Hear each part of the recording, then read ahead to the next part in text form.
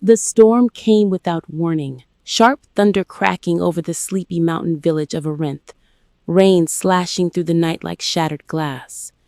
Most doors were bolted, fires dimmed, but one light still burned, a small cottage at the edge of the forest, where a young woman named Alara was mending old clothes by candlelight. She heard it first, a crash, then a low, guttural sound, like an animal caught between pain and fury. Her heart stuttered. Wolves prowled these woods often, but this sounded different. Grabbing her lantern, she stepped into the downpour, her bare feet splashing through the mud. The wind howled, her night dress clinging to her legs, but she followed the sound anyway.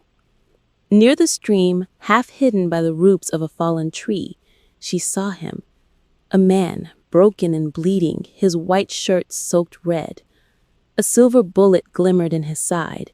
His hand gripped the earth, as if to stop himself from slipping away. When his head lifted, their eyes met, his glowing faintly gold even through the rain. "Don't come closer," he rasped, voice rough as thunder. "I'm not safe." But Alara stepped forward anyway. Neither is dying alone. The scent of blood mixed with rain as she knelt beside him, her lantern trembling in her grasp.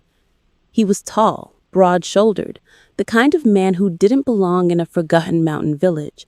His suit, torn and expensive, looked like something out of the city she'd only heard stories about. "You've been shot," she said, voice soft but steady. "Let me help you." His fingers twitched, sharp nails glinting under the lantern light. "Silver, it burns." His pain was raw, animal. Still, she tore a strip from her sleeve and pressed it to his wound. The touch made him shudder, his breath hitching as if something ancient stood beneath his skin. Lightning flashed, revealing claw marks not from the bullet, but from another creature. He wasn't just hunted, he'd been attacked. "Please," he whispered. "If they find me here, you'll die too." But she only tightened her grip, her soaked hair sticking to her face. "Then let them find us both." The storm swallowed her words, but his eyes softened just slightly, like a wild thing seeing mercy for the first time. It took all her strength to drag him back to her cottage, every step a battle against the mud and the wind. By the time she pushed the door shut behind them, both were drenched. The fire hissed when she stoked it back to life. "Lie down," she said, guiding him to the small bed by the hearth. His hand caught hers, strong despite his wounds. "Don't touch me," he said, breath ragged. "I don't know what I am." "Then tell me," she said softly, "so I can decide for myself." His gaze flickered, part fear, part warning. He turned away instead, jaw tight. She unbuttoned his ruined shirt carefully, gasping when she saw faint black lines veining from the wound. The silver was spreading like poison. Her mind raced. "There's an old herb that draws out metal. I'll fetch it." He tried to stop her, but she was already gone, disappearing into the storm again. The moment she left, his body convulsed, eyes glowing brighter, fangs just barely visible. "Moon, help her," he muttered, clutching his chest. "She doesn't know what she's saving." When Alara returned, the forest had turned into a sea of mist. Something followed her, a presence in the dark, watching from between the trees. She ran, clutching the herbs close, lightning guiding her path. By the time she burst back inside, he was on the floor, gasping, his veins burning with silver light. "Stay still," she said, crushing the leaves and pressing the green paste against the wound. Smoke rose. He roared in pain, the sound shaking the walls. She flinched, but didn't stop, holding the compress steady until the glow faded. When it was done, he collapsed, his breathing shallow but even. Ilara's hands trembled as she wiped the sweat from his brow. "You'll live," she whispered. He didn't answer.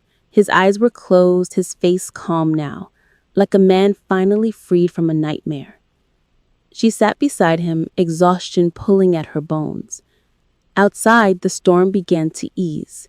In that small flickering silence, she looked at him again, at the scarred face, the sharp jaw, the quiet power even in sleep, and felt something strange stir in her chest. Pity, curiosity, and something dangerously close to wonder. By dawn, the rain had stopped. Sunlight spilled through the cracks of the shutters, turning the cottage into a golden cocoon. Ilara awoke to find him gone. Panic struck until she heard movement outside. Stepping into the yard, she froze. The stranger stood shirtless by the stream, the wound now closed, his back glistening with water. For a moment, she forgot to breathe. He turned slowly, the morning light catching the faint shimmer in his golden eyes. "You should have let me die," he said quietly. "You don't know what kind of man you saved." "You're alive," she replied simply. "That's all that matters." His gaze held hers, unreadable, haunted. Then he whispered something that made her blood run cold. "You shouldn't look at me like that, Ilara, because now I can't stop looking back." He walked past her, disappearing into the misty forest, and as she watched him vanish, a single thought echoed in her mind like thunder. Who was he? She didn't know that her life had just collided with the most powerful alpha in the country, and that he would never forget the girl who defied death to save him. The morning mist still clung to the valley when Ilara stepped back into her cottage, clutching her shawl tight. The stranger sat by the fire now, shirtless, his wound gone but the air around him tense, like the calm before another storm. He didn't look at her when he spoke. "You shouldn't have followed me," he said, voice deep, restrained. "I don't stay where I'm saved." Ilara set down the pot of water she carried. "You were half dead," she replied, her tone gentle but firm. "I don't leave people to die, even if they want to." His jaw tightened. "You don't understand what kind of danger you've brought into your home." She tilted her head, her eyes soft. "Then help me understand." For a moment, silence filled the small room, only the fire crackling between them. He finally turned, his gaze sharp, gold flickering faintly beneath his irises. "You ask too many questions," he muttered. "And you give too few answers," she said, refusing to look away. The corners of his lips twitched, not quite a smile, but close. "You're either brave," he murmured, "or foolish." "Maybe both," she said. For the next few days he stayed, not by choice, but because his strength hadn't fully returned. He slept little, pacing like a caged wolf, his eyes always scanning the horizon. Ilara cooked simple meals, herbs and bread, wild berries and tea, and he ate in silence. Once she caught him wincing when he moved, and without thinking she reached to help him. His hand snapped up, catching her wrist mid-air. The speed startled her. "Don't," he said sharply, but the grip softened almost immediately. "I didn't mean to. It's fine," she said quickly, pulling back. "I just thought you were hurt." He turned away, guilt flickering across his face. "You shouldn't touch me." "Why not?" she asked quietly. He hesitated. "Because people who do don't stay alive long." She studied him, his scars, his haunted stare, his voice full of something deeper than threat. "Then it's a good thing I'm not afraid," she said softly.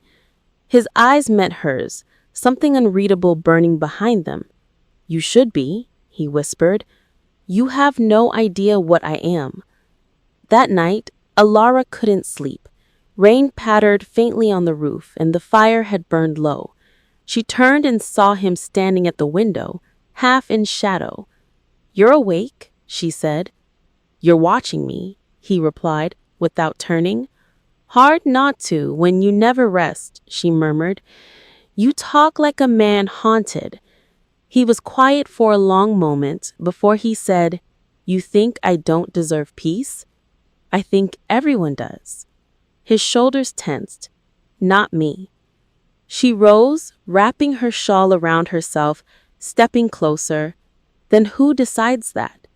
His gaze flicked toward her, the gold in his eyes glowing faintly. "I do."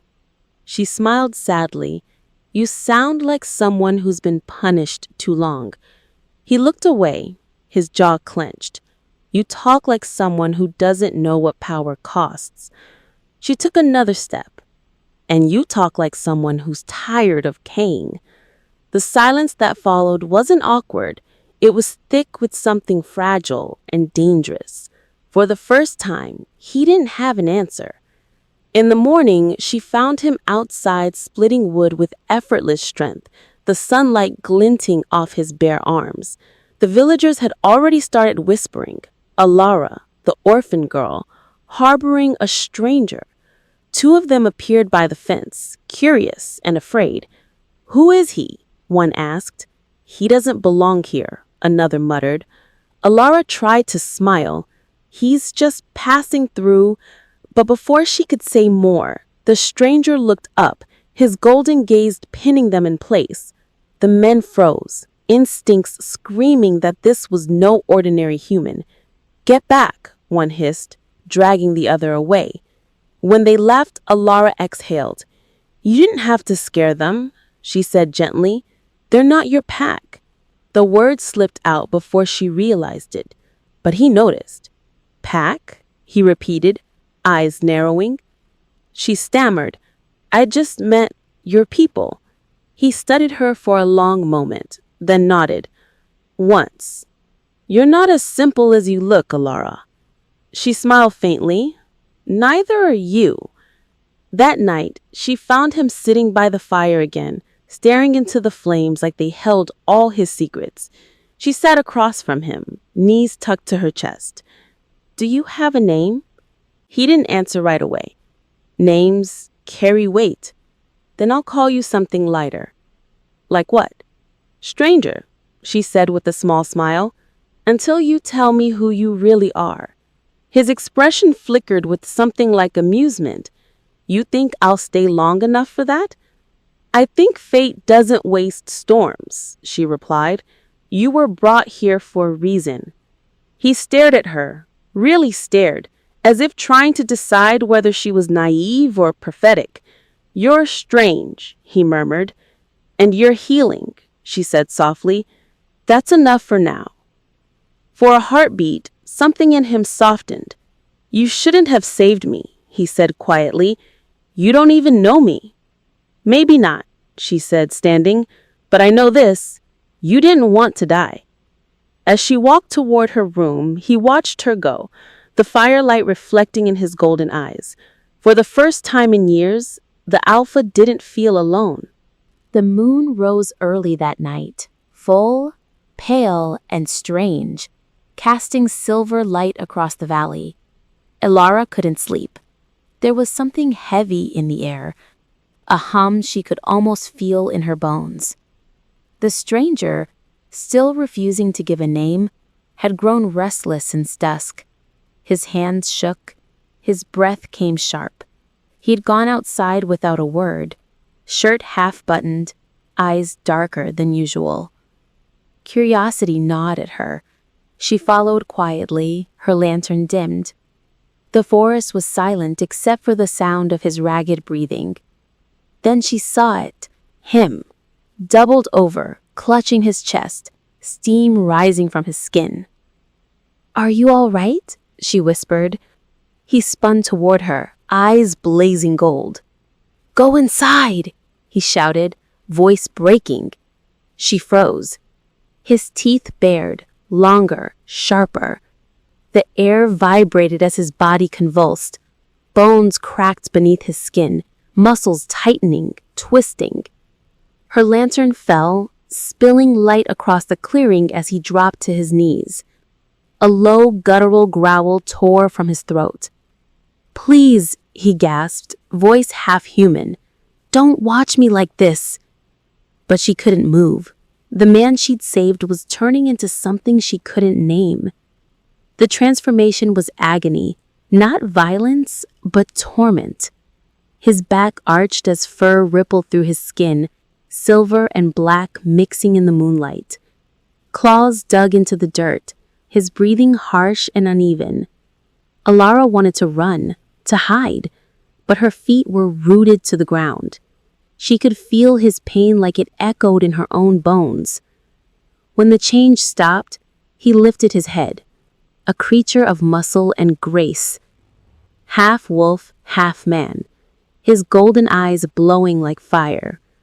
He turned toward her, his growl low and trembling, more warning than threat.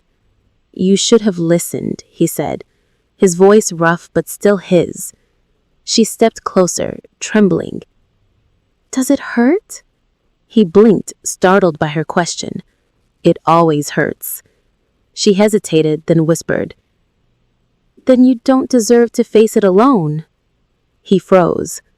The wind moved between them, carrying the scent of rain and wildflowers. Slowly, painfully, the beast lowered its head. For the first time in his cursed existence, someone wasn't afraid. She knelt beside him, her hand trembling as it reached toward his fur, and he let her touch him. His fur was warm, rough beneath her fingers. When her hand met his skin, the golden glow in his eyes softened. He exhaled slowly, the growl fading from his chest. For a long moment, there was no fear, only silence, fragile and deep. "You should be terrified," he murmured, his voice breaking through the bond between them. "You saved a monster." She smiled faintly. "Monsters don't protect people from the cold." He looked at her like she'd said something impossible. The wolf form began to recede, his body trembling as the shift reversed. When it was over, he was human again, naked, vulnerable, scarred. She quickly turned away, grabbing her shawl and wrapping it around him.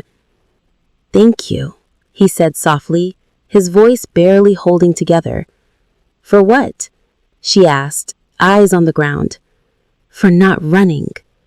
She met his gaze then, and saw not a beast, not a stranger, but a man exhausted by the weight of his own survival.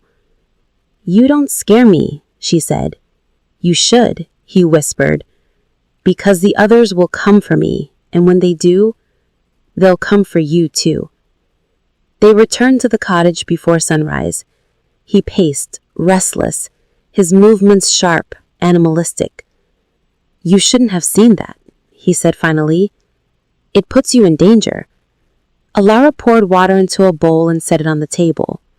"You keep saying that," she replied, "but danger's been here since the night I found you." He stopped, turning to her. "You think this is a game?" "No," she said simply. "I think it's a secret you've carried too long." He laughed bitterly. "You think kindness can fix what I am?" "No," she said softly. "But it might remind you that you're still human." The words hit him harder than any weapon. He stared at her, the firelight flickering in his golden eyes. "You don't understand," he said, voice low. "I'm not just a man who turns into a wolf. I'm an alpha, and the men who shot me weren't hunters. They were my own." Her breath caught. "Your own?" He nodded, jaw tightening. "They want me dead. And now you know why." Silence filled the room again, thick, suffocating, but electric. Alara looked at him, truly seeing him for the first time. A man both powerful and broken, a beast carrying guilt like armor. "If your own pack wants you dead, then maybe you need a new one," she said softly. He frowned. "You don't understand how this world works. Then explain it, so I can stop guessing." He hesitated, his guard wavering. "In my world, strength decides everything. Mercy is weakness, love is a distraction." She stepped closer, her voice barely above a whisper. "Then maybe your world has forgotten what it means to be alive." His eyes locked onto hers, fierce, haunted, almost reverent. For a moment, the fire between them wasn't just warmth, it was recognition. "Ilara," he said quietly, "you're not safe with me." "Maybe, but I think you're safest with me." The storm outside had calmed, but inside, something far stronger was brewing. A bond neither of them saw coming. One that would change both their worlds forever. The forest had always been quiet in the mornings, but today the silence felt wrong. Birds didn't sing. Even the wind seemed to hold its breath. Ilara stood at her cottage door, eyes scanning the tree line. The stranger, Damien, as she now knew, was gone before sunrise. She didn't need to ask where. His scent lingered on the path, a mix of rain, pine, and something wild. She followed quietly, wrapping her shawl tight. The woods grew darker the deeper she went. Then she heard it. Voices. Male. Rough. Close. She ducked behind a fallen log, heart pounding. 3 men moved through the mist, carrying rifles and silver blades. "He's bleeding," one said, kneeling to touch the dirt. "Not far now." Another spat. "The Alpha's wounded. The council wants his head before the next moon." The word hit her like ice. Council. They weren't hunters. They were wolves. Her hands trembled, clutching her shawl. They were tracking Damien, and if they found him, they'd kill him. Ilara crept back toward the cottage, her breath short, branches scraping her arms. When she reached the clearing, she nearly collided with Damien. His eyes were sharp, his posture tense. "What are you doing out here?" he hissed. "Looking for you," she said. "They're coming." His jaw tightened. "How many?" 3, maybe more. He cursed under his breath, glancing toward the hills. "They'll reach us before sundown." "Then run," she urged. "Go now." But he shook his head. "They won't stop, and if I leave, they'll burn this place to the ground looking for me." "Then I'll hide you," she said. His gaze snapped to hers. "You lie to your own people for me?" She hesitated, then nodded. "I would." Something flickered in his eyes. Shock, then something softer. "You don't understand what that means, Ilara." "I don't care what it means," she said, her voice trembling. "You saved me once when you killed those men in the woods. Let me return it." For a heartbeat, he just stared at her. Then he said quietly, "You really are going to destroy me." By midday, the men reached the village. Ilara pretended not to notice when they knocked on her door. Her heart hammered as she wiped her hands on her apron and opened it. The tallest one smiled coldly. "Morning, miss. We're looking for someone. A big man, wounded. Might have passed through." "I haven't seen anyone," she said quickly. "Only the postman 2 days ago." The man stepped closer, sniffing the air. "Funny," he said. "You smell like him." Her stomach dropped. "Maybe because I live near the forest," she managed. His grin widened. "Maybe." His hand shot out, ripping her chin, his eyes flashing gold. "If you're lying, little girl, we'll burn this cottage down with you inside." She didn't flinch. "Then you'd better start gathering wood," she said. For a long, dangerous second, they stared at each other. Then the leader laughed and shoved her back. "You've got a mouth," he said. "Let's see how brave you are when we find him." They left, but her legs shook as the door closed.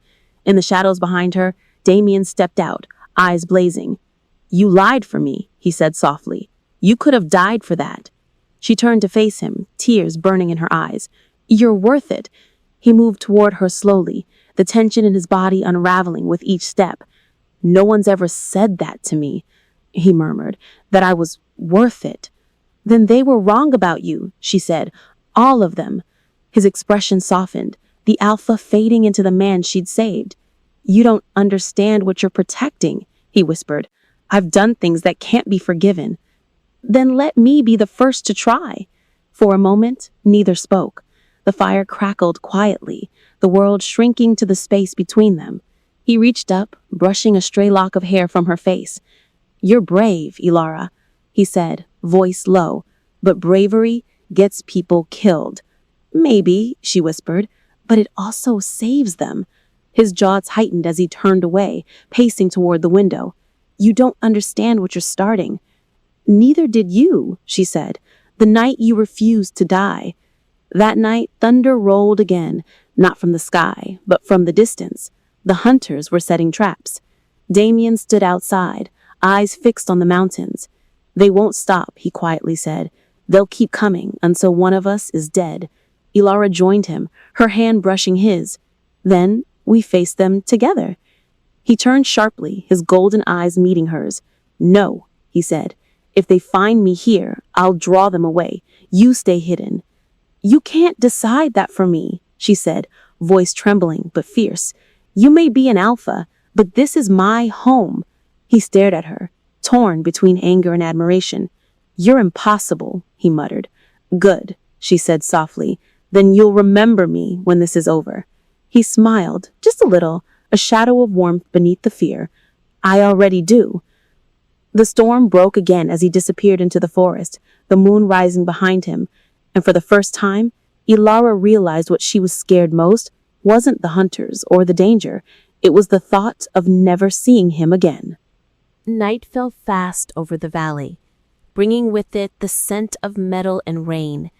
Ilara paced the cottage, heart twisting with every gust of wind that rattled the shutters. Damien hadn't returned.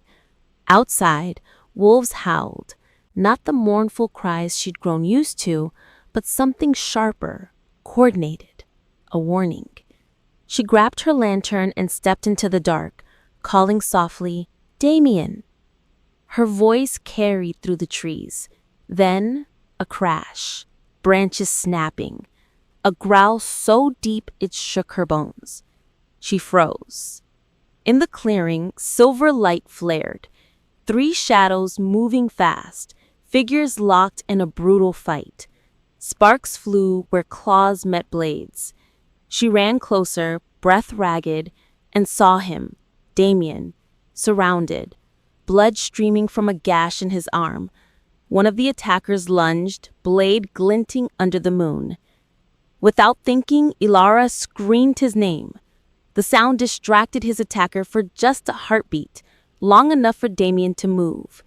He turned, faster than sight, his hand catching the man's throat, lifting him clear off the ground. You shouldn't have come, Damien snarled, his voice no longer human. His eyes burned gold, his teeth lengthening, power rolling off him like fire. You shouldn't have found me. The remaining men attacked together, silver flashing. Damien moved with the precision of something born to kill. His claws cut through the dark, his growl became a roar that shook the trees. Ilara could barely breathe. One moment there were 3, the next there was silence, only the sound of rain dripping onto blood-soaked leaves. Damien turned slowly, chest heaving, his body half shifted, veins glowing faintly beneath his skin. Are you hurt? She whispered.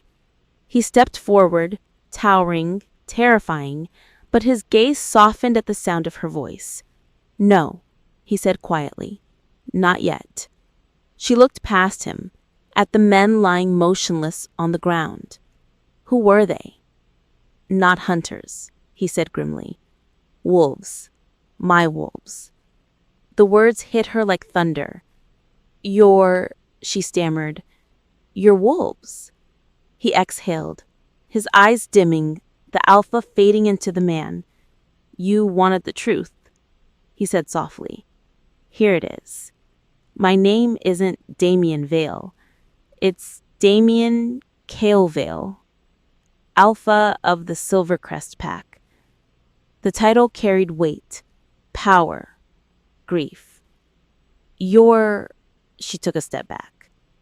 You're a king. He looked down. I was. The storm broke again, lightning tearing the sky. I don't understand, she whispered. If you're their alpha, why are they trying to kill you? He looked up, rain glinting off his lashes. Because I broke the one rule our kind never forgives, which is mercy. His voice was raw. They call it weakness. I call it memory. He turned, staring at the forest. I built a world for our people. a world of peace, wolves who lived in the open, not in shadows. But my council betrayed me. They wanted power, not peace. And when I refused their war, they hunted me instead. He met her gaze. The night you found me, they'd already shot me with silver. So you ran?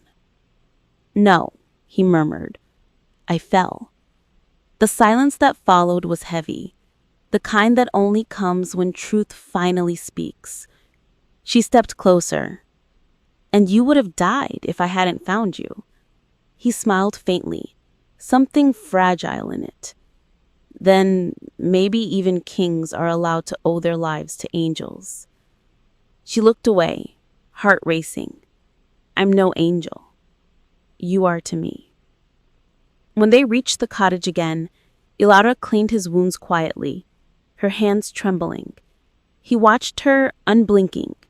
You should hate me, he said, for lying. She met his eyes. You were protecting yourself. And now you're in danger because of me. Maybe, she said softly. But you didn't choose that. You chose to survive. He laughed bitterly. Survival has a cost. Then let me share it, she said, surprising herself. He froze, the air thick between them. You don't understand what you're offering, he murmured. I do, she said. You didn't ask me to save you, but I did. And now that I know who you are, I do it again. His breath caught. For the first time, the alpha didn't know what to say. He reached for her hand, but stopped short, as though afraid his touch would break her. You shouldn't have saved me, he whispered. Because now, I can't let you go. Her heart skipped. Then don't. Outside, thunder rolled. Inside, the air trembled. The beginning of something that felt both holy and dangerous. Later that night, long after he'd fallen into an uneasy sleep, Ilara sat by the window, staring at the rain. Her world had shifted in a single evening. The man she'd thought was a lost wanderer was an alpha, hunted, feared, powerful beyond imagination. Yet she couldn't bring herself to regret saving him. In the flicker of the dying fire, she turned and watched him. Broad shoulders, the faint scars on his chest, the way his hand twitched even in dreams. He looked peaceful, but she knew better. He was a storm in human form. Still, something about him drew her like gravity. Damien Cale Vale, she whispered, tasting the name like a secret prayer. His eyes opened, gold, even in the dim light. You should be asleep, he said. So should you, she murmured. I can't, he admitted. Every time I close my eyes, I see the blood on my hands. Then look at me instead, she said softly. He did. And for the first time, his gaze wasn't that of a king or a beast. It was simply a man falling for the girl who refused to fear him. And though neither spoke it aloud, they both knew nothing between them would ever be the same again. By morning, the valley no longer felt like home. The rain had washed away the night's blood, but not the sense of it. Ilara walked into the village square with her basket, pretending everything was normal. The smell of baked bread, the chatter of merchants, the clang of the blacksmith's hammer, but she felt their eyes. The whispers started the moment she passed. She brings strangers home, someone muttered. Did you see the marks on her arm? Another whispered. Ilara tightened her shawl, her heart pounding. She tried to smile at Mrs. Bryn, the old baker who'd watched her grow up, but the woman only looked away. Something inside Ilara cracked. She hurried through the square, her steps quick, her breath shallow. When she reached the well, she froze. On the wooden post beside it, someone had carved words into the grain. Witch's pet.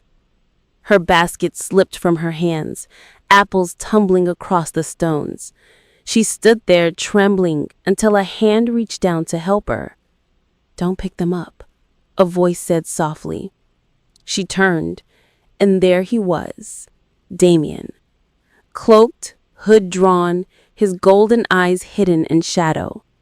"They're afraid," he said, "and fear makes monsters out of good people." "They're not monsters," Ilara whispered, though her voice shook. "They're my neighbors." "Not anymore," Damien said quietly. "The council's men passed through here before dawn.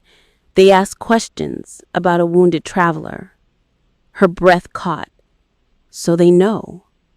He nodded. "They'll come tonight."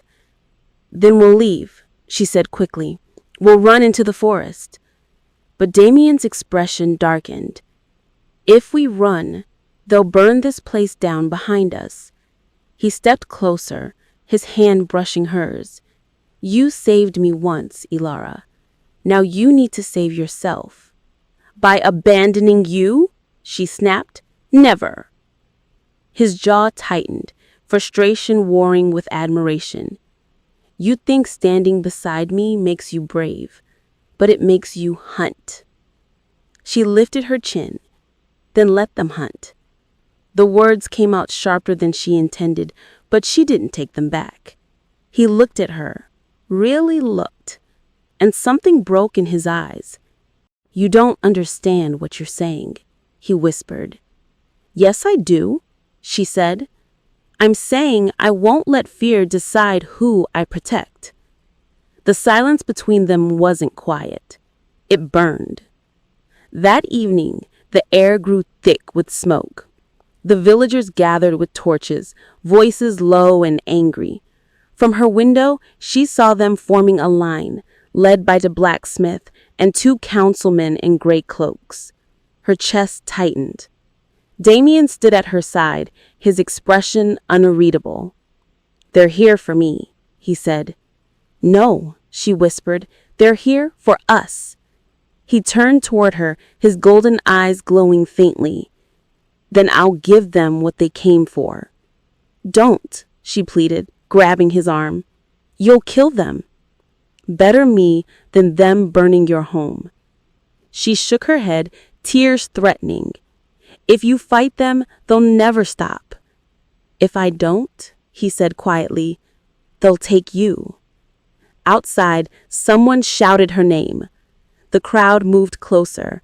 Damien's body tensed, the alpha stirring beneath his skin. She stepped in front of him, voice shaking. "Then promise me one thing." "Anything," he said. "Don't lose yourself. Not for them, not for me." His hand cupped her face, thumb brushing her tears. "If I lose myself, it'll be because of you." The first rock shattered the window. Glass rained across the floor, sparkling like ice. She flinched, covering her face. "Come out, witch!" someone yelled.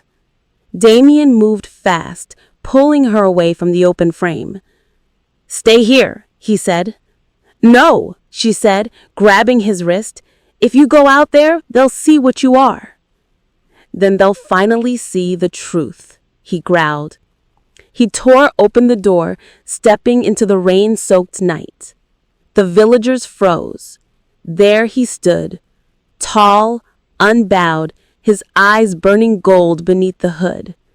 "This isn't your fight," he said, his voice low but carrying. "Go home." The blacksmith sneered. "You brought a curse into this village." "No," Damien said softly. "I brought back what your fear killed long ago. Mercy." He lifted his torch. "You're no man, you're a beast." The crowd roared. And then silence. The torch went out. Damien's power rippled through the air, unseen but felt. One by one, the villagers dropped their weapons, their hands shaking as though they glimpsed something far greater than anger. Ilara stepped beside him, voice steady. "He's not the monster," she said. You are if you forget your hearts. By dawn, the villagers were gone. Not defeated, just broken by the truth they couldn't name. Ilara stood in the doorway, watching the sun rise over the ruined cottage. They'll come back, Damien said quietly, his voice hoarse. Then neither do I. He turned toward her, exhaustion etched across his face. You shouldn't have done that. I know, she smiled faintly, but I couldn't let you face them alone. He reached out, brushing his thumb across her cheek. You're either the bravest person I've ever met, or the most foolish. Maybe both, she whispered. His smile ghosted. Ilara, if I stay, they'll never stop. I need to return to Silvercrest, end this war before it finds you again. Then I'm coming with you, she said instantly. He blinked, startled. You don't even know what that means. I know enough, she said softly. If my world turned against me, then maybe it's time I walk into yours. His expression shifted, shock, then something close to pride. Then pack your things, he said, because once we leave this valley, nothing will ever be the same again. The journey began before dawn. Mist curled around the forest floor as Ilara climbed onto the back of Damien's black motorcycle, its chrome slick with dew. Hold tight, he said, voice low, eyes on the horizon. She did. The engine roared to life, echoing through the mountains like a promise and a warning. Wind whipped through her hair as they sped down the valley road, past sleeping cottages, whispering pines, and the world she'd once called safe. For hours, neither spoke. The air between them was heavy with unspoken truths. Only when the sun began to rise did she whisper, "Where are we going?" His reply came softly, almost reverently. Home. The road turned from dirt to black stone, carved deep into the cliffs. The scent of smoke and iron filled the air. Then, as they rounded the last bend, she saw it, Silvercrest City. It rose like something out of a dream, towering spires built into the mountain itself, glowing faintly with silver veins that pulsed with energy under the moonlight. Wolves, some human, some shifted, moved through its gates. The sight took her breath away. "This is your world," she whispered. "No," he said quietly. "Now it's ours." The city was alive with tension. When Damien walked through the gates, the crowd parted instantly, whispers following him like shadows. "The Alpha has returned," someone murmured, "but he was supposed to be dead." Ilara clung to her shawl, feeling their eyes on her. "They don't look happy to see you," she said under her breath. Damien's lips twitched. "I didn't expect applause." At the steps of the central hall, 2 guards approached, their armor dark and gleaming. "Alpha Vale," one said stiffly. "The council awaits your explanation." Damien's gaze hardened. "They'll have it when I'm ready." The guards exchanged a nervous glance, but stepped aside. Inside, the hall was vast and cold, walls of black marble etched with runes that shimmered faintly beneath the moonlight pouring through the ceiling. Ilara's fingers brushed the marks. They burned faintly under her touch. "Old magic," Damien explained. "Our laws are written in it." "And what happens if someone breaks them?" His eyes met hers. "They bleed for it." At the end of the hall stood a long table where 6 council members waited, their faces carved in stone-like disdain. The man in the center, tall, sharp, silver-haired, rose when Damien entered. "So, the ghosts returns. We thought you'd finally given the moon what it demanded." "You thought wrong," Damien said, his voice calm but edged with power. You tried to take my crown. You failed. You left it behind. You abandoned your pack. Damien's jaw tightened. I built peace. You turned it into war. The room crackled with energy. Ilara felt it in her bones, power thick as thunderclouds. One of the councilwomen sneered. And who is she? Ilara froze as 6 sets of eyes turned toward her. She's the reason I'm alive, and that's all you need to know. The woman laughed softly. An outsider? In our hall? She saved me, he said, his voice rising, and you will treat her with respect. Silence fell. Even the air seemed to hold still. The silver-haired man smirked. You've gone soft, Alpha.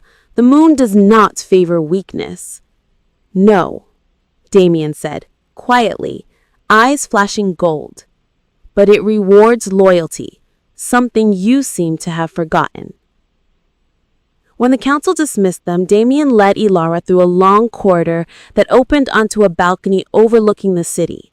The moon hung low, casting silver light across the valley. Ilara leaned against the railing, breathless. They hate me, she quietly said. They don't even know you, Damien replied. They hate what you represent. And what's that? Change. His voice softened. For centuries, our world has survived on dominance and fear. You, a human, defy both. You saved a wolf when every law said to kill him. She turned to him, eyes bright in the moonlight. Do you regret it? No, he said. I regret not finding you sooner. The words hit her like a heartbeat. For a long moment, they just stood there. The city below them alive with the quiet hum of wolves and the world beyond falling away. Then he reached for her hand, hesitant, almost reverently. If you stay, they'll come for you too. Let them, she whispered. I'm tired of running from the things that make me feel alive. That night, Silvercrest didn't sleep. The pack murmured rumors of rebellion, the council whispered of punishment, and somewhere in the dark, an assassin was sent to finish what the hunters failed to do. But inside Damien's chamber, the storm was quiet. Ilara sat near the window, watching the moonlight slide across the floor. It's beautiful here, and terrifying. Both things worth loving usually are, Damien said, walking closer. His shirt hung open, revealing the scars of old battles, reminders of the beast she'd seen and the man beneath it. You still think I'm worth saving? Even now? She stood, facing him fully. Especially now. His hand brushed her cheek, his touch warm and cautious.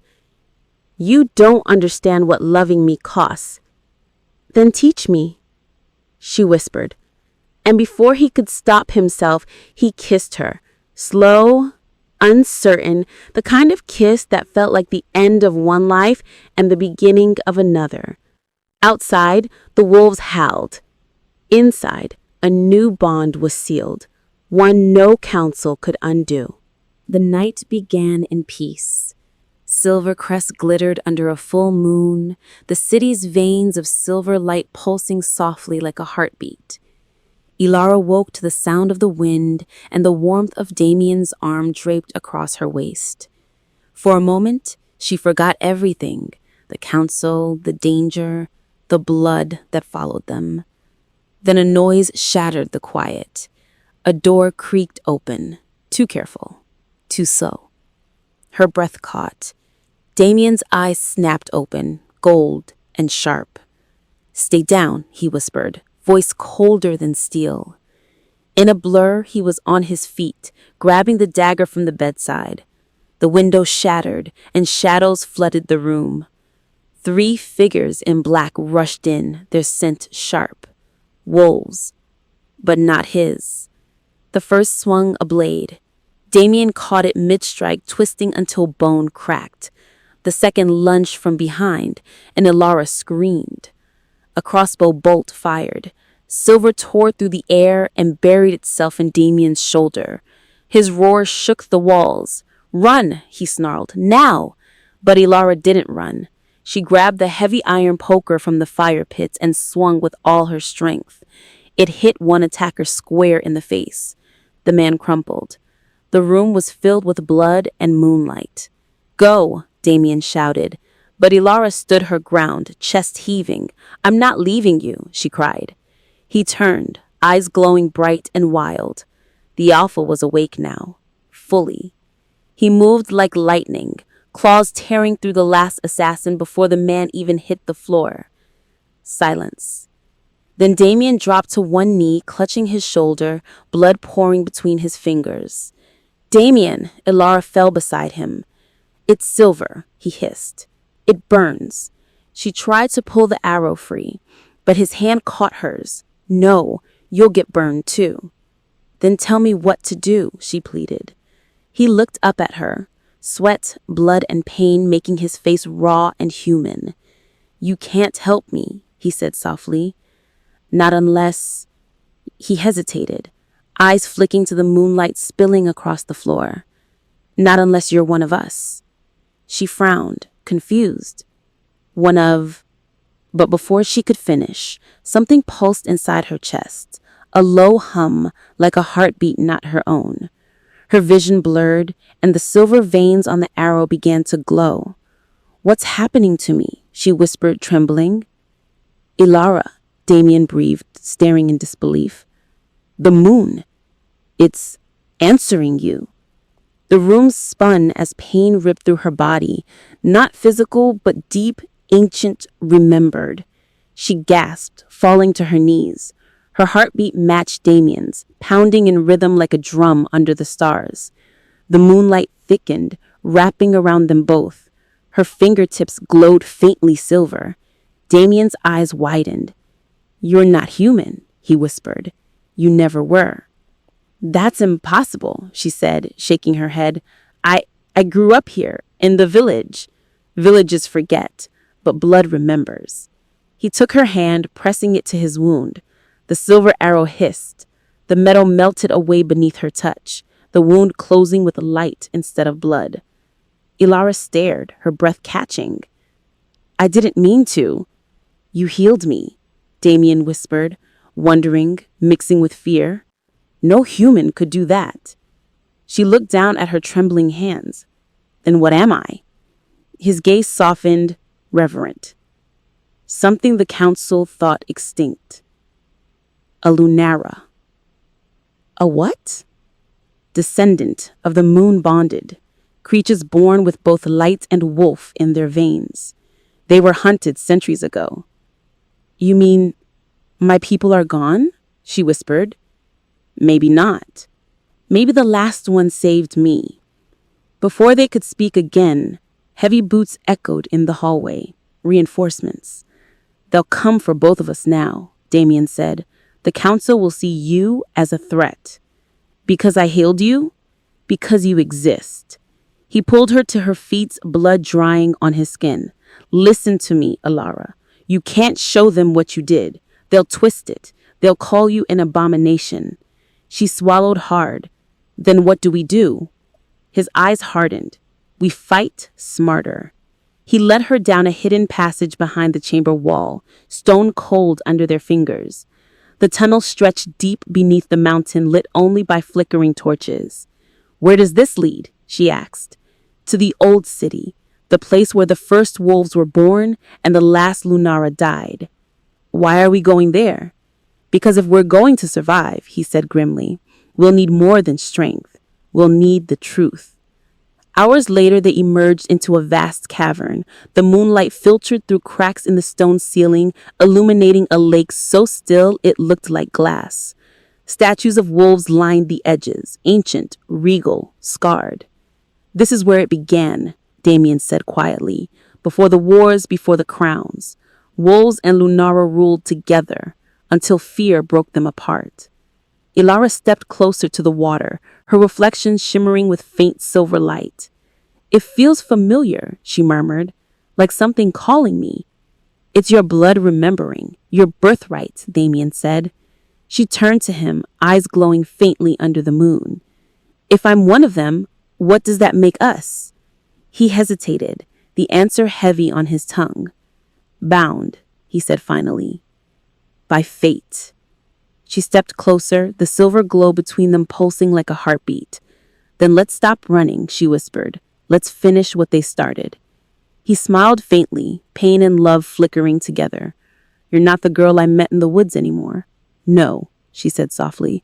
"You made sure of that." The moon turned crimson that night, a blood moon, swollen and low over Silvercrest. From the balcony of the ancient cavern, Ilara and Damien watched as the city below began to stir. The howls came first, one then many, echoing across the mountain like the sound of grief and fury combined. "They found us," Damien said, voice low but steady. "The council's army moves before dawn." Ilara's fingers tightened around the railing. "How many?" "Hundreds," he said. "All wolves trained to kill their alpha if commanded." She turned to him, her eyes shimmering faintly silver. "Then they're not your pack anymore." He smiled, bitterly, but with pride. "No, but they're still my responsibility." She stepped closer, defiant. "You're not facing them alone." "Ilara," he warned, "I won't let you throw your life away." "You didn't give me mine back so I could hide behind you," she said softly. "You taught me to stand, so let me." He stared at her, torn between love and fear. "If you fight beside me," he whispered, "you'll never go back to the world you knew." "Then I'll make a new one," she said. And for a heartbeat, the alpha smiled. They prepared in silence. Damien summoned those still loyal, a dozen wolves who refused to betray their alpha. They gathered in the moonlight, faces marked with war paint, eyes burning gold. Ilara stood among them, her silver glow faint but steady, like moonlight made flesh. "They'll come through the eastern gate," Damien said, his tone all commanding now. "They'll expect me to meet them head on. We won't." He turned to Ilara. "You'll take the hidden path and strike from behind when I signal." She frowned. "You're dividing our forces?" "I'm buying us time." She reached for his hand. "Then promise me something," she said. "If one of us falls, we don't speak of falling," he interrupted, gripping her hand tightly. "Not tonight." He looked at her like a man memorizing the only thing worth remembering. "You asked what you are," he said softly. "You're not a Lunara because of your blood, Ilara. You're a Lunara because when everyone else runs, you walk into the fire." Then he kissed her, fierce, desperate, final. And when he pulled away, the wolf in him was awake. The first strike came at dawn. Silver arrows rained down from the cliffs, glinting like fire as they fell. The courtyard exploded in chaos, wolves shifting mid-air, claws meeting metal, growls echoing through stone. Damien tore through the front lines, his roar shaking the walls of the city. For every wolf that fell, another took its place. The council's army moved with precision, an army bred for destruction. In the shadows above, Ilara and her small band of allies slipped through the tunnels, the silver veins glowing brighter as they neared the battlefield. Her pulse thundered in her ears. Every scream below cut deeper, but she kept moving. When they reached the upper balcony, she looked down and froze. Damien stood surrounded by soldiers, his body slit with blood, his strength fading. "Now," she whispered. She raised her hands, light gathering around her like a storm. The air trembled. The moon flared white. And then light exploded. A wave of energy surged outward, knocking soldiers to the ground. The wolves stopped fighting, eyes wide with terror. For the first time, they saw her not as prey, but as prophecy. The light dimmed slowly, revealing Ilara at the center, her eyes glowing silver, her hair lifted by the force of her power. "By the moon," one of the soldiers gasped, falling to his knees. "The Lunara lives." Damien, staggering but alive, looked up at her like he was seeing a miracle. "Ilara," he breathed. "You shouldn't have done that." I needed help, so I answered. You don't understand, he said, blood running down his arm. The more you use that power, the more it binds you to the moon. You'll lose yourself. She met his gaze, tears brimming. Then let me lose myself saving you. The words broke something in him. The soldiers around them hesitated, fear mixing with awe. But before either could move, a figure stepped forward, cloaked, cold, and familiar. The silver-haired elder from the council. Touching, he sneered. A wolf and a Lunara. The gods must be laughing. You should have stayed buried in your lies, Damien growled. And you, the elder said, turning to Alara, you should have died centuries ago. He lifted his hand, and the air split open with lightning. The blast hit like thunder, hurling Alara backward into the wall. Damien roared, charging forward, claws slicing through stone. But the elder was faster. You were never fit to lead. The old wolf spat, his own power blazing gold. No. Damien snarled. I brought hope.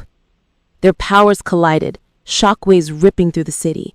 Alara pushed herself up, blood on her lips, her vision blurring. She saw Damien falter, the elder's blade piercing his side. Something inside her snapped. The air grew cold. The moon itself seemed to pulse. Enough, she cried, her voice echoing like thunder. Silver light erupted from her palms, flooding the courtyard, blinding everyone. When it cleared, the elder lay motionless, his body turned to ash. Damien fell to his knees, gasping. Alara caught him before he hit the ground. You're hurt. I'm alive, he said weakly. Because of you. No, she said, tears spilling. Because of us. Around them, the surviving wolves knelt, not out of fear, but reverence. The battle was over. The old order had fallen. But as the blood moon faded to white, Alara knew the war for our future had only begun. The battlefield was silent. Smoke curled through the ruins of Silvercrest's courtyard, carrying the scent of iron and ash. Wolves moved among the fallen, not enemies now, just brothers divided by old lies. The dawn light was soft, too gentle for a night that had taken so much. Alara knelt beside Damien, her trembling hands pressed against his chest. His breath came shallow, the wound deep. Stay with me, she whispered, her voice breaking. His golden eyes flickered open, dimmer now, but still burning. You stopped him, he rasped. You did what even I couldn't. Don't talk, she said, choking back tears. You'll heal. He gave a faint, broken smile. Not from this. Don't you dare, she whispered fiercely. You promised me a world worth fighting for. And you gave me one, he said softly. His hand found hers, weak but warm. Don't let them rebuild the cage I broke. She shook her head violently. You'll lead them. You'll see the dawn. His gaze softened. Then you'll be my dawn. And then his body went still. The light in his eyes faded like dying fire. Alara's cry tore through the valley, raw, endless, the sound of love becoming loss. They buried him at the edge of the silver lake beneath the mountain, where the moonlight met the water like a promise. Wolves stood in a wide circle, heads bowed, the once divided pack united in silence. No one dared speak. Alara knelt alone by the grave, her shawl torn, her eyes hollow. The wind tugged at her hair, carrying whispers from the forest, old songs of mourning sung by generations before her. When she rose, her silver glow flickered faintly. The air itself seemed to bend around her, softer, heavier. The new dawn painted the sky pale gold. He died for peace, said one of the wolves behind her, and left you to lead it. She turned slowly, her voice steady but cold. He left me to protect it. The wolf hesitated. The council's dead. The old laws are gone. What now? She looked toward the mountains, her gaze fierce. Now we begin again. The pack knelt, one by one, not in submission, but in respect. Above them, the moon lingered faintly, even in daylight, as though watching what came next. Days passed in silence. Alara barely slept. She spent hours in the war room, maps spread across the table, her hands tracing old boundaries. The wolves of Silvercrest, once divided by bloodlines, now waited on her command.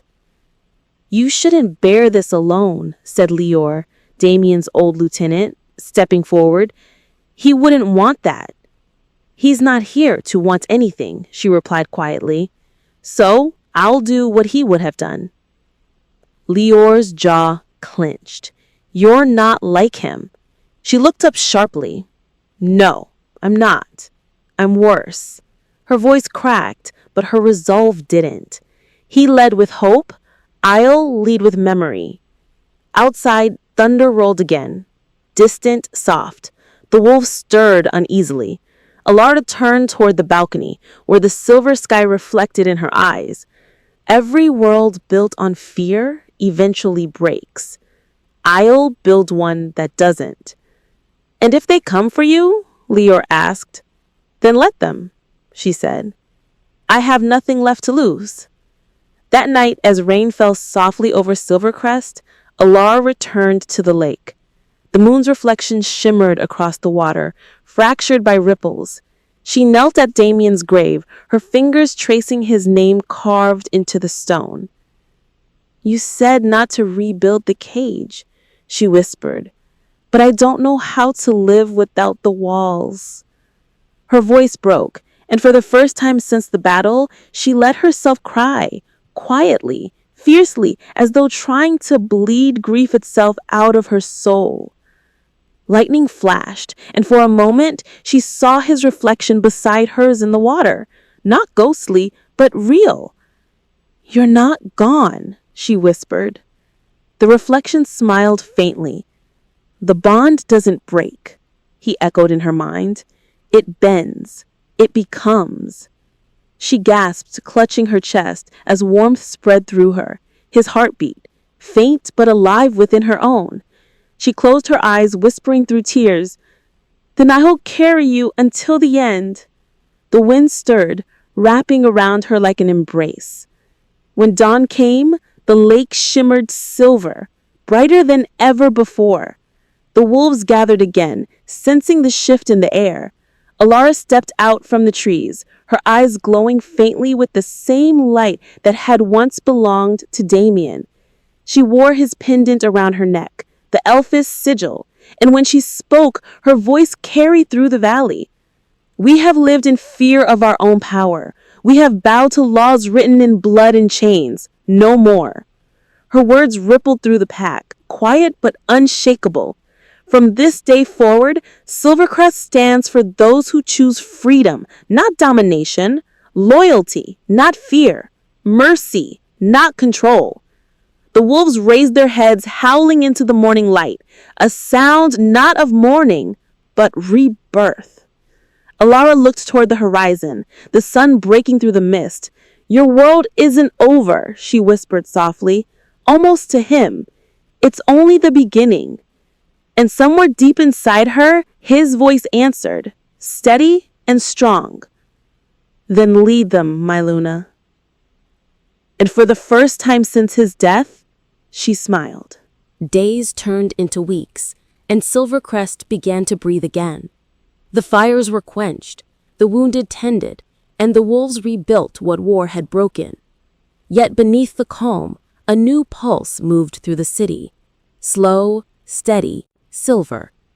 Alara felt it every night, a humming beneath her skin, like the heartbeat of the moon itself. She stood often on the balcony where Damien once gave his commands, looking out over the valley that had become hers. "You should rest," said Lior one night, stepping out of the shadows. "You've barely slept." "Neither did he," she said softly, "and look where that led him." Lior hesitated. "The pack believes in you.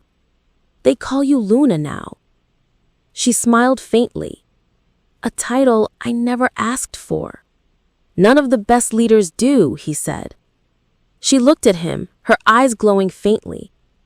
Tell me, Lior, she whispered. If they call me Louna, then who calls the moon? He frowned, unsure how to answer. She turned back to the horizon. Because lately, she said, voice trembling, I think it's calling me. That night, Ilara dreamt in silver. The moon hung enormous and close, its surface alive and pulsing like a living thing. Voices whispered in a language she didn't know but somehow understood. Blood remembers. Light returns. One must fall, so the other may rise. When she woke, sweat clung to her skin. The mark on her wrist, the one Damien had kissed before the final battle, now glowed faintly, shaped like a crescent. She traced it with trembling fingers. What are you trying to tell me? She whispered. The moon outside her window flared brighter, its glow spilling through the cracks in the shutters. Then a sound. A scream. It echoed from the lower halls. Ilara grabbed her cloak and ran. In the training yard, two wolves were fighting, claws flashing, teeth bared. Enough! She shouted. Her voice carried more power than she intended. Both wolves froze mid-motion, bodies trembling. Her eyes widened. The air itself obeyed her command. Louna, one whispered in awe. You command the bond. But Ilara's heart raced with dread. The power she'd unleashed wasn't just alpha-born. It was something older, something the moon had buried in her bloodline long ago. By morning, the whispers spread. Some called it destiny. Others called it danger. Lior found her in the war hall, pacing. They're frightened, he said. They think you've become something unnatural. She turned sharply. I didn't ask for this. That doesn't matter, he said. Power doesn't ask permission. She sank into Damien's old chair, staring at her hands. He said the move rewards loyalty, but it feels more like it's testing me. Maybe it's both, Lior said. The moon doesn't choose lightly. And what if I'm not strong enough? She asked quietly. You already are, he said. She looked up, eyes shimmering with grief. He believed that too. Then prove him right, Lior said simply. Lead us. She rose slowly, her shadow stretching long across the floor. Then I'll do it, she said. But not as the girl who saved a stranger, not as a queen made by blood. I'll lead as the woman who chose to fight when no one else would. Lior bowed. Then Silvercrest will rise with you. That evening, the pack gathered in the great hall, hundreds of wolves, young and old, their eyes fixed on her. The fires burned low, the air heavy with anticipation. Ilara stepped forward, her silver pendant glinting in the torchlight. I was not born among you, she began. I didn't grow up in your laws or your bloodlines. I came from the valley, a nobody with nothing but a heart too stubborn to stop helping those who needed saving. The hall was silent. She continued, her voice steady, each word deliberate. But power isn't born, it's chosen. It's earned in the moments we refuse to bow. Murmurs rippled through the crowd. We've been ruled by fear, she said, by men who thought strength meant silence and cruelty. That ends tonight. She lifted her hand. The mark on her wrist blazed silver. We will not be hunters or hunted. We will be free. The wolves bowed their heads as her power filled the hall, not heavy like Damien's, but light, radiant, undeniable. For the first time in centuries, Silvercrest howled, not in rage, but in unity. When the hall emptied, Ilara stood alone, the echo of the howls fading into quiet. She walked to the balcony, the cold air wrapping around her like an old friend. I did it, she whispered, looking up at the moon. They believe in me now. But the moon didn't glow with comfort. It shimmered darker, a warning. The bond is not done. Her chest tightened. What do you want from me? She whispered. The wind stirred, whispering in a voice that was both her own and not. Louna must face her shadow. The light flickered, and for a brief, terrifying moment, she saw her reflection, not human, not wolf, something in between. Her heart pounded. "I'm not ready," she breathed. But the reflection smiled. "You already are." And just like that, the light vanished. Behind her, Lior entered quietly. "The moon's changing. So are you." She turned toward him, her eyes faintly glowing silver. "Then I suppose it's time I find out what kind of Louna I really am." The night was unnaturally still. Even the wind refused to breathe. Ilara stood by the silver lake, her reflection trembling in the water beneath the full moon. The mark on her wrist burned faintly, the crescent pulsing like a heartbeat. She could feel the power shifting again, deeper, heavier, whispering at the edges of her mind. Louna must face her shadow. The words from the moon echoed through her thoughts, chilling her. "If this is what it means to lead," she whispered, "then why does it feel like I'm being unmade?" Her breath misted in the cold air.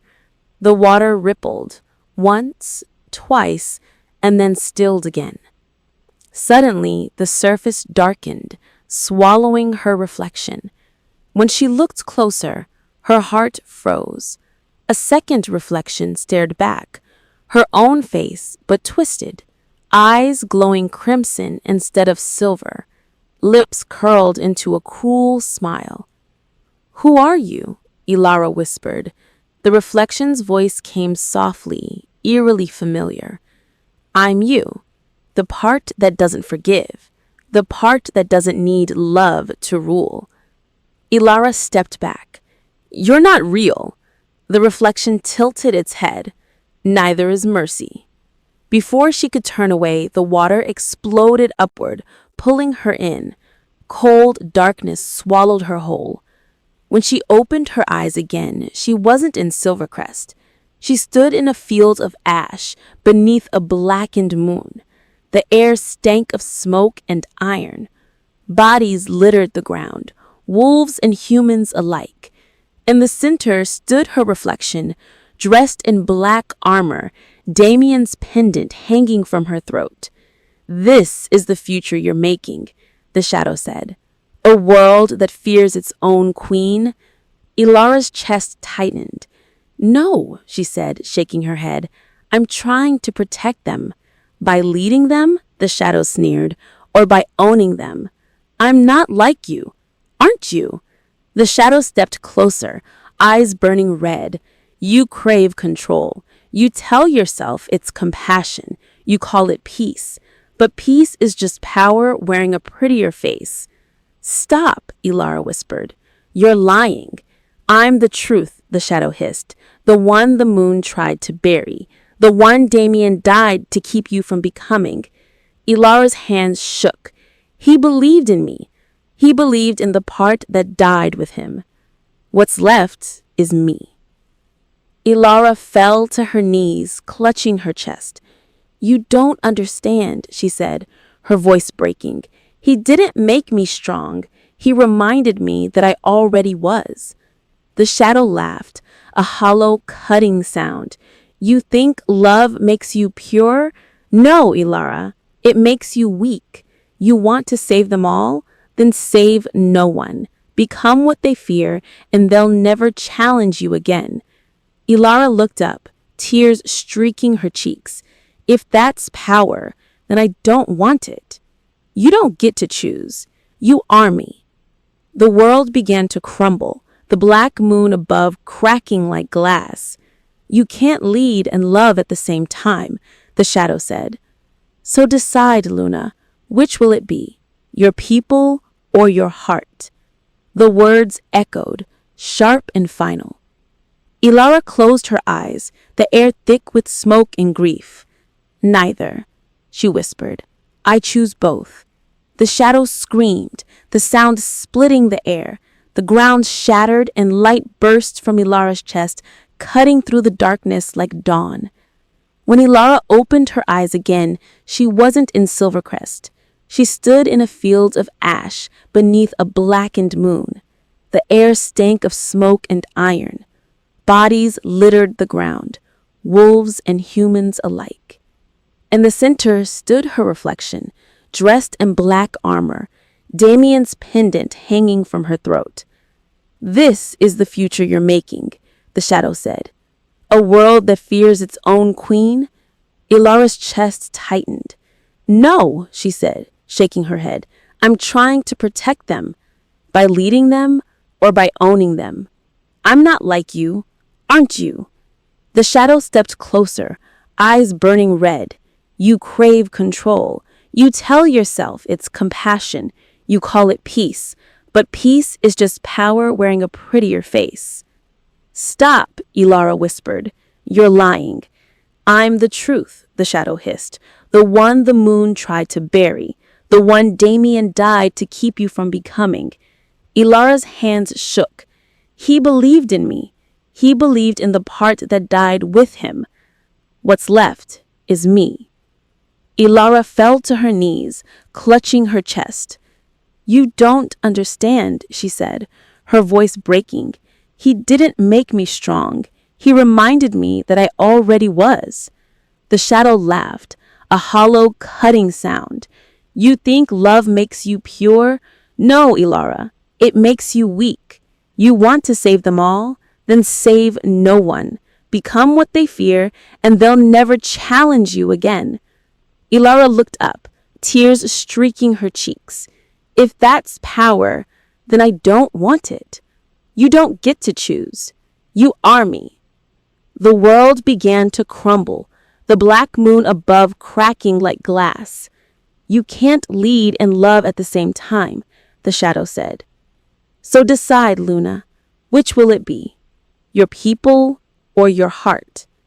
The words echoed, sharp and final. Ilara closed her eyes, the air thick with smoke and grief. "Neither," she whispered. "I choose both." The shadow screamed, the sound splitting the air. The ground shattered, and light burst from Ilara's chest, cutting through the darkness like dawn. When Ilara opened her eyes again, she wasn't in Silvercrest. She was back by the lake, drenched, trembling, gasping for air. The moon had dimmed to silver again, the water calm as glass. Her reflection stared back, this time whole, unbroken, but changed. The crimson had vanished, replaced by a faint glow that shimmered between light and shadow.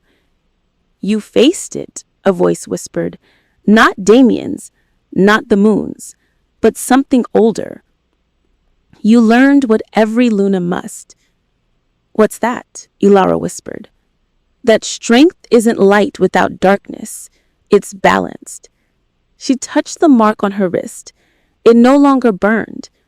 "And the shadow?" she asked quietly. "Gone?" "No," the voice said softly. "Tamed." A faint smile ghosted across her lips. For the first time, she felt peace, not the absence of fear, but the presence of control. The moonlight fell across her face, not as a test, but as recognition. She was no longer just the alpha savior. She was his equal, his echo, his legacy. As dawn broke, Silvercrest awoke to a new kind of silence. Not fear, not mourning, but reverence. Wolves gathered outside the hall as Ilara emerged, her white cloak trailing behind her, her eyes glowing faintly silver. "She's changed," one whispered. "Luna walks with the moon," said another. She stopped at the steps, looking out over them all. "I've seen what happens to those who lead with pride, and I've seen what happens when we lead with fear. Neither saves us, so I'll lead with both, heart and fang, mercy and fire."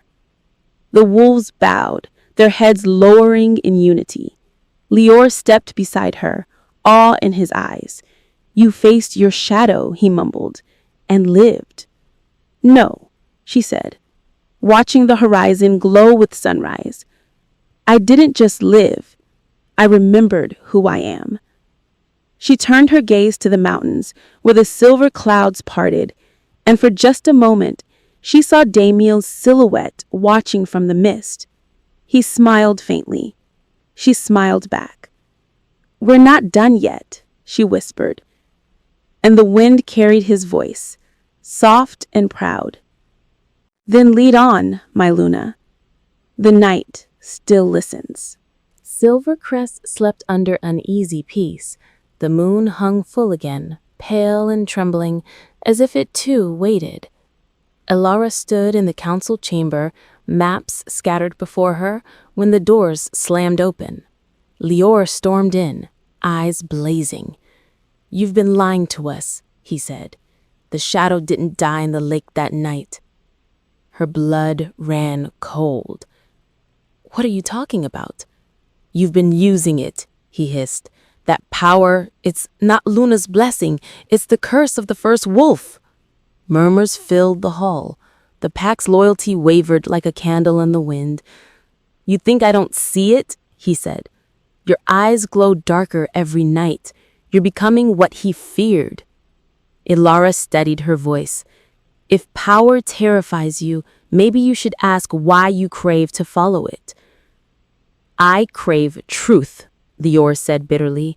And the truth is, Damien died to stop that darkness, but you're feeding it.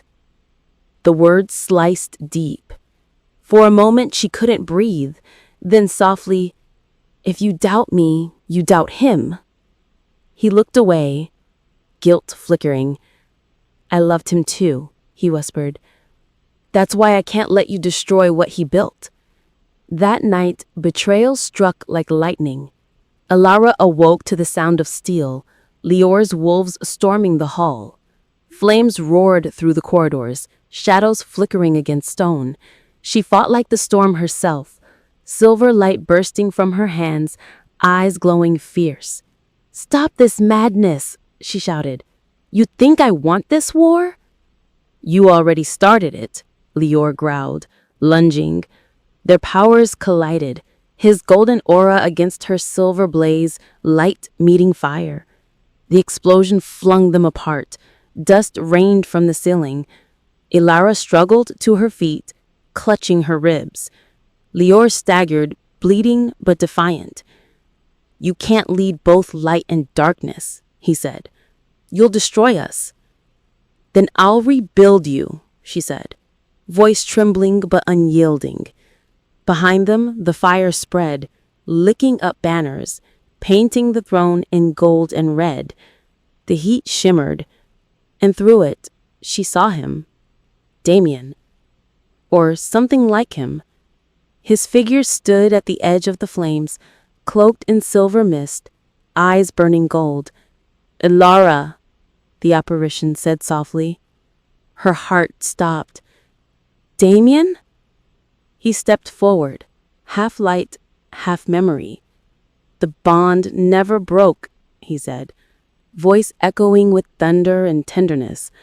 You called, and I answered. Lior froze, dropping his blade. It can't be, he whispered.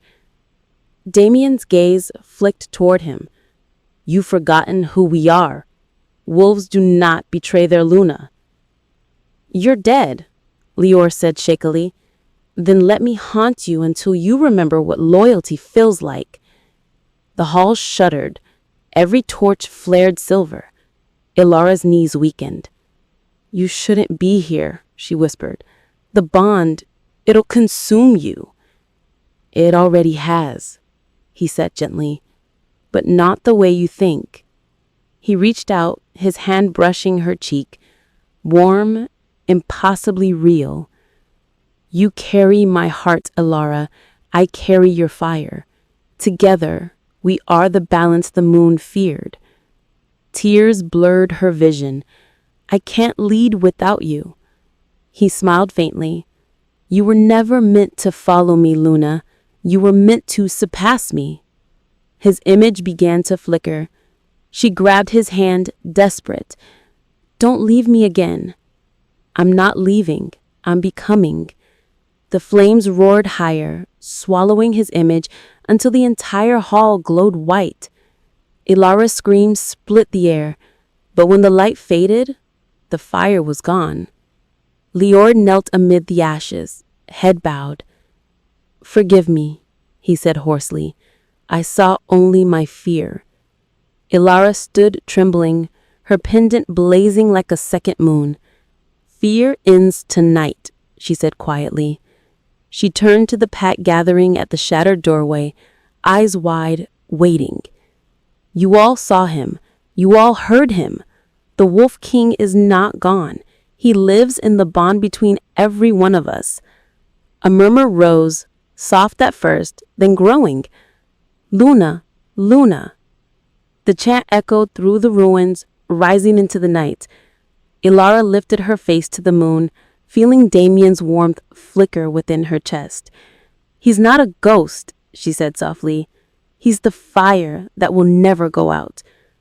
When dawn came, Silvercrest stood reborn, its walls scarred but standing, its people united once more. Ilara walked through the courtyard, her steps steady, her aura calm. Lior followed behind, humbled, silent. At the lake, she stopped and whispered to the wind, "You kept your promise." The reflection of the water shimmered, and for just a moment, she saw two figures, the Louna and the Wolf King, standing side by side. "We built this together," she murmured, "and I'll guard it for as long as the moon remembers our names." The wind stirred, carrying his voice one last time. "Then lead, my love. The crown is yours." She smiled, tears glinting like morning dew. "No," she whispered. "It's ours." Behind her, the wolves howled, their voices rising not in grief this time, but in victory. Silvercrest had its Louna, and in the echo of their howls, the legend of the Wolf King lived on, forever bound to the girl who saved him, the light that tamed his darkness. The moon rose pale and perfect above Silvercrest, draping the rebuilt city in silver light. Ilara stood atop a temple balcony, cloak fluttering like wings behind her. Below, the wolves gathered, hundreds of them, eyes reflecting moonfire. Tonight was not for war or mourning. Tonight was for remembrance. "He gave us peace," she said, her voice echoing through the still air. "And I gave him my heart." But the moon, she looked up, her voice trembling. The moon never forgets what it takes. The sky shimmered faintly, clouds swirling into a spiral around the full moon. The mark on her wrist began to burn again, softly at first, then fiercely. She gasped, clutching it. A voice filled her mind, calm and ancient. The bond that bends worlds must balance them. "No," she whispered, "not now." The wind howled through the mountains. Lior stepped forward. "What's happening?" She turned, eyes glowing bright silver. "The moon wants him back." "Damien?" he breathed. "His spirit." Her voice broke. "It's calling for the other half of what it gave me." That night, she dreamt of him again, but not as a ghost. He stood by the lake where they first met, moonlight tracing the edges of his face. "You shouldn't be here," she said, tears in her eyes. "You're supposed to rest." "How can I rest?" he said softly, "when the moon still binds us?" She stepped closer, desperate. "Then I'll break it." "No," he said, reaching for her hand. "If you do, you'll fade with me. The bond runs both ways." "Then let it go." Ilara. His voice was gentle, pained. You've rebuilt everything I broke. They need you. I need you, she whispered. He smiled sadly. You have me. Every breath you take, every sunrise you face, that's me. The moonlight around them shimmered, forming a bridge of light across the lake. Come, he said, just for tonight. She hesitated, then stepped forward. Their hands met and the world dissolved into silver. They walked together across the moonlit bridge, between life and memory. The air shimmered with fragments of their past, the night she saved him from the forest, the battle beneath the blood moon, their first kiss under the stars. Do you regret it? He asked quietly. Saving me? No, she said. Loving you. He stopped walking, looking at her with eyes that seemed endless. Then neither do I. A tear slipped down her cheek. I wish I could have more time. Time is a cruel god, but love is the only thing that defies it. She smiled through the tears. Then promise me something. Anything.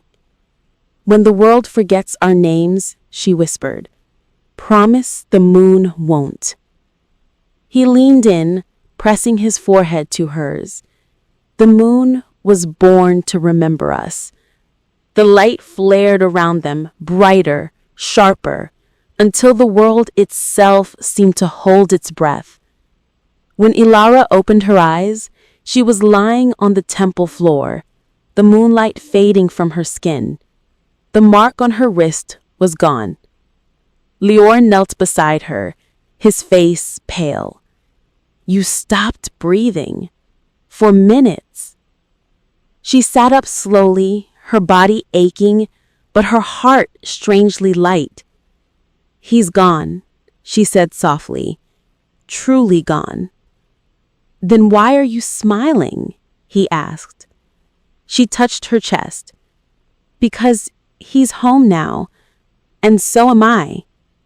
The wolves outside began to howl, long, low, beautiful. She rose, walking to the balcony once more. The moon was setting, dipping behind the mountains, its glow soft and golden. For the first time, she felt no pull, no pain, only peace. The bond was complete. He kept his vow, and I'll keep mine. She looked down at her people, strong, united, watching her with trust. He gave me a world worth saving. Now, I'll spend my life saving it. At dawn, Silvercrest shimmered in light. The silver lake reflected the rising sun, turning gold for the first time in memory. Ilara stood at its edge, the wind in her hair, the alpha's pendant resting over her heart. You can rest now, she whispered to the water. I'll finish what we started. A voice brushed through the wind, soft, like laughter. You already have. She smiled faintly, her tears glinting like diamonds. Turning back toward the city, she saw the new banners unfurling across the towers, woven in silver and gold. At their center, two wolves intertwined under a crescent moon, the symbol of balance, of unity, of love that conquered death. She whispered, the Luna and the Wolf King. Behind her, the lake rippled once more, the reflection of two figures fading together into morning light. And as the sun broke fully across the horizon, Silvercrest howled, not in grief, not in rage, but in eternal remembrance of the vow that bound heaven, earth, and heart. where the moon remembers, love never dies. Morning unfolded like a promise. Silvercrest towers gleamed under a soft gold light, dew sparkling across the valley. Smoke no longer rose from the mountains, only birdsong, wind, and the quiet hum of life reborn.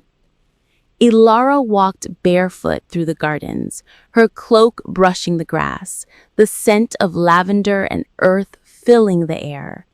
It had been 1 year since the fire had ended, 1 year since the moon had claimed its vow. And yet, sometimes, when she stood alone at dawn, she could still feel him, the warmth of his hand, the whisper of his voice, the echo of his heartbeat aside hers. The people now called her Luna of the New Moon, the queen who ended the curse, the woman who brought peace to beast and men alike. But she didn't see herself as a queen, just a girl who once saved a stranger, and in doing so, saved herself. She paused by the lake, sunlight dancing on the surface, and smiled faintly. "We did it, Damien," she whispered. "We kept the world alive." Children now played by the silver lake, their laughter ringing through the meadows where battles once burned. Wolves and humans lived side by side, building, trading, dreaming. The city had changed. So had its people. Silvercrest was no longer a fortress. It was a home. Lior served as her counsel now. Older and wiser, his faith restored. "The council awaits you, Luna," he said, joining her by the water. She smiled. "No more Luna, Lior, just Ilara." He nodded, but didn't correct himself. "There's a delegation arriving from the northern packs. They want to learn how to unite like we did." She looked at him, eyes glowing softly. "Then let's teach them." They walked together toward the courtyard, where flags fluttered in silver and gold. 2 wolves, 1 moon. "You rebuilt this world," Lior said quietly. "But I sometimes wonder, Ilara, who rebuilds you?" She smiled at that, serene and knowing. "He does, every time the sun rises." That night, under a velvet sky, the people gathered for the Festival of the First Light. It was the anniversary of the end of the curse, a night of music, dancing, and fire lanterns that floated high into the stars. Ilara stood at the center of it all, her gown white and flowing, her hair crowned with wildflowers. Children handed her corndles, wolves howled in harmony to the rhythm of drums. As she lifted her lantern to the sky, the crowd fell silent. Once the moon demanded sacrifice, but it also gave us love, the kind that burns without consuming. The lanterns rose, glowing like stars, each carrying a prayer, a name, a hope. The moon watched us fall. Now let it watch us rise. The wolves howled again, louder this time, the sound echoing across mountains. Above them, 1 lantern burned brighter than the rest, golden, steady, familiar. She smiled through her tears. "Good night, my Alpha. Rest easy." After the celebration, Ilara wandered into the woods, guided by moonlight. The forest had grown lush again, its scars healed, its rivers singing. She stopped at the old clearing where she had once found Damien, broken, bleeding, human. The memory played before her eyes like a dream. The way he'd opened his eyes for the first time, the way she'd said, "You're safe now." She knelt, brushing her fingers across the grass. "You never really left. You just changed form." The wind stirred, and for a moment, She felt it, a presence beside her, warm and strong. A whisper brushed against her skin. "You kept your promise, my heart." She smiled, eyes closed. "And you kept yours." The leaves rustled, glowing faintly in the moonlight. "Then it's true," she murmured. "The moon remembers." And as she stood, a single silver feather drifted down from the branches above, landing at her feet, shining softly in the dark. At dawn, the world turned gold once more. Ilara stood before her people, her white cloak fluttering like wings. A kingdom isn't made of stone. It's made of memory, of every heart that dared to love despite the dark. The wolves bowed, the humans followed, and for the first time in history, both rose together. As the sun climbed higher, the lake shimmered with silver light. Two reflections side by side, a woman and a man, hand in hand, smiling through eternity. Ilara lifted her gaze to the horizon and whispered, "Let the moon bear witness. The curse is gone and love remains." And in that moment, the wind carried her words across valleys and oceans, so that even those who didn't know her name would one day tell her story of the village girl who saved a stranger, not knowing he was an alpha king, and how love turned two broken souls into a legend that would outlive time. As the music of dawn filled the air, Ilara turned from the rising sun, her eyes soft but sure. The story isn't ending. It's beginning again. And high above, the moon smiled, content at last.